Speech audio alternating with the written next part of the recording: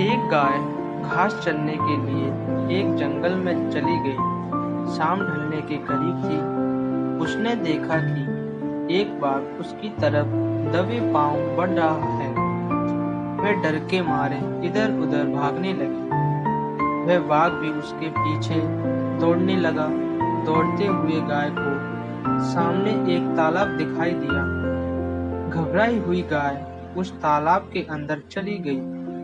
तब उसने देखा कि यह तालाब तो ज्यादा गहरा नहीं है। उसमें पानी कम था और वह कीचड़ में भरा हुआ था। उन दोनों के बीच की दूरी काफी कम थी, लेकिन अब वह कुछ नहीं कर पा रहे थे।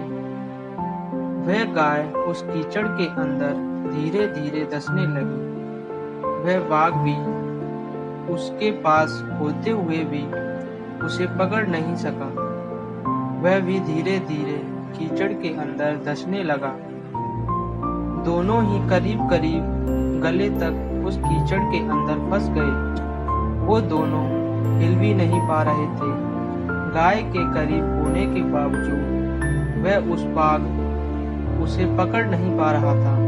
थोड़ी देर बाद गाय ने उस बाघ से पूछा, क्या तुम्हारा कोई गुरु या मालिक है? बाघ ने गुस्से में कहा, मैं तो जंगल का राजा हूँ। मेरा कोई मालिक नहीं है। मैं खुद ही जंगल का मालिक हूँ। गाय ने कहा, लेकिन तुम्हारी उस शक्ति का यहाँ पर क्या उपयोग है? उस बाघ ने गाय से कहा कि तुम भी तो यहाँ पर फंसी गई हो और तुम भी तो मेरी तरह मरने के एकदम करीब हो। तुम्हारी भी हालत मेरे जैसी ही है।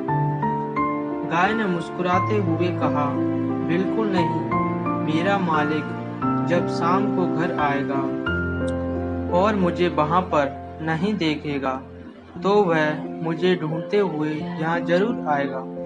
गाय ने आगे कहा कि मेरा मालिक मुझे इस कीचड़ में से निकाल कर अपने घर ले जाएगा। तुम्हें कौन ले जाएगा? थोड़ी ही देर में सच में एक आदमी वहां पर आया और गाय को कीचड़ में से निकालकर अपने घर ले गया। जाते समय गाय और उसका मालिक दोनों एक दूसरे की तरफ देख रहे थे।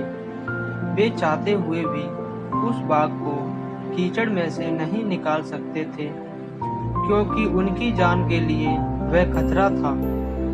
किसी पर निर्भर नहीं होना अच्छी बात है, लेकिन मैं ही सब कुछ हूँ। मुझे किसी की सहयोग की आवश्यकता नहीं है। यही अहंकार है और यही से विनाश का बीजारोपण होता है। ईश्वर के बाद इस दुनिया में सच्चा हितैषी कोई नहीं होता, क्योंकि वही अनेक रूपों में हमारी रक्षा करता है।